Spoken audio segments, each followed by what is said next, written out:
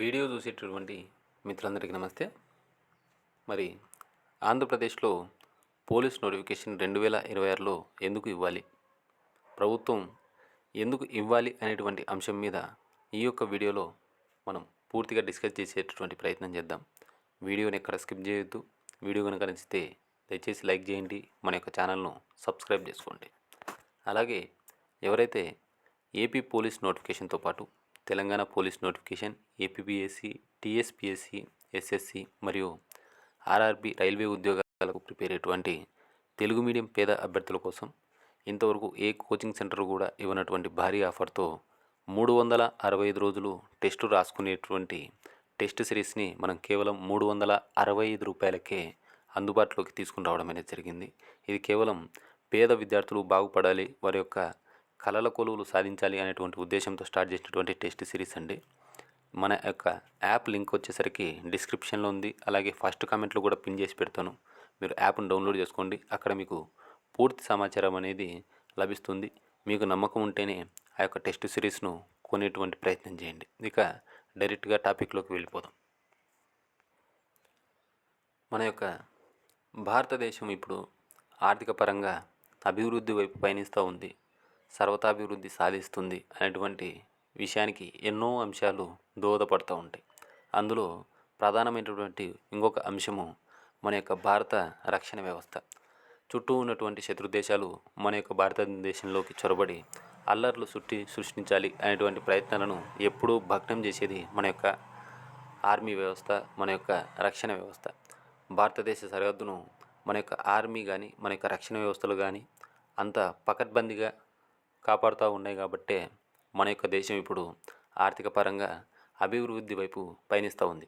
మరి దేశాన్ని అయితే మనం బయట ఉన్నటువంటి మన యొక్క ఆర్మీ సోదరులు అయితే కాపాడుతూ ఉన్నారు. మరి ఇంటర్నల్గా లోపల ఉన్నటువంటి రాష్ట్రాల యొక్క బాధ్యత, రాష్ట్రాల యొక్క శాంతి భద్రతల బాధ్యత, రాష్ట్రం యొక్క అభివృద్ధి యొక్క బాధ్యత ఎవరు తీసుకుంటారు?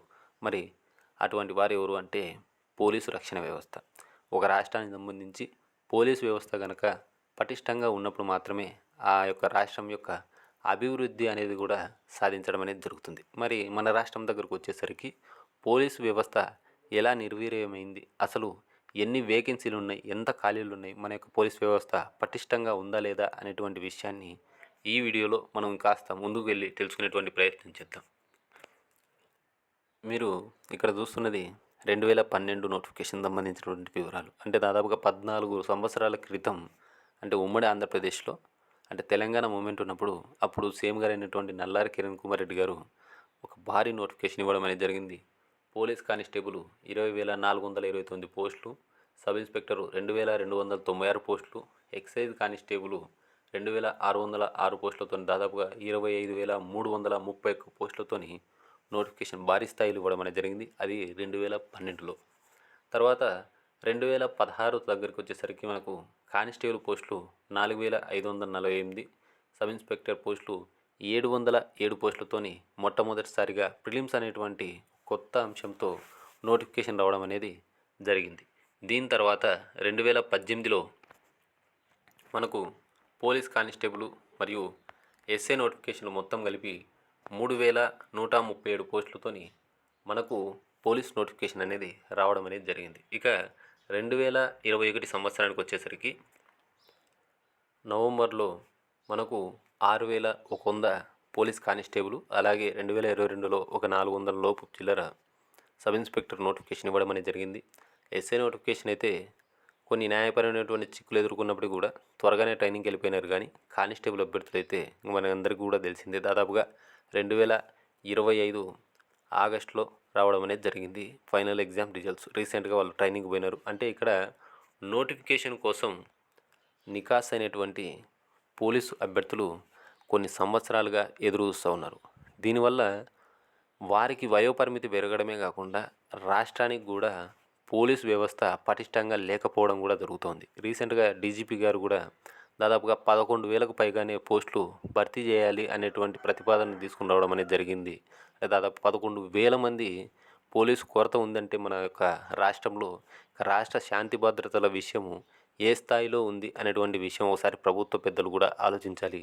ఇటువంటి ప్రకటనలు కేవలం మీరు పత్రికా ముఖానికి లేదా విద్యార్థులను శాంతపరచడానికి ఇవ్వడం అనేది కాకుండా నెక్స్ట్ ఉగాదికి ఇచ్చేటటువంటి జాబ్ క్యాలెండర్లో ఎప్పుడు పోలీస్ నోటిఫికేషన్ అనేది ఇస్తున్నారు అనేటువంటి డేట్ను కూడా ప్రకటించాలి.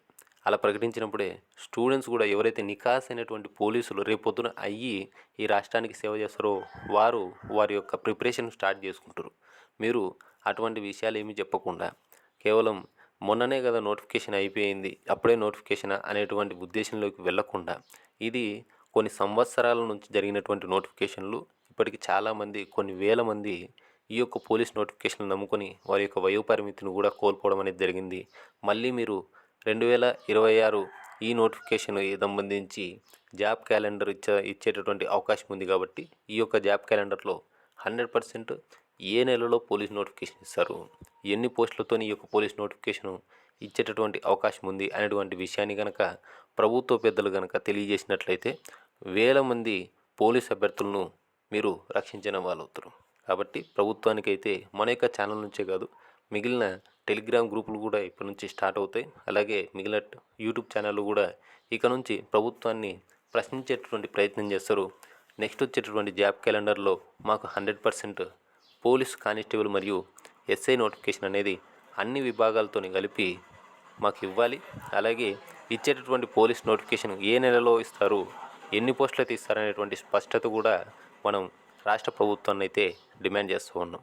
వీడియో కనుక నచ్చితే దయచేసి లైక్ చేయండి, మన యొక్క ఛానల్ను సబ్స్క్రైబ్ చేసుకోండి. Thank you.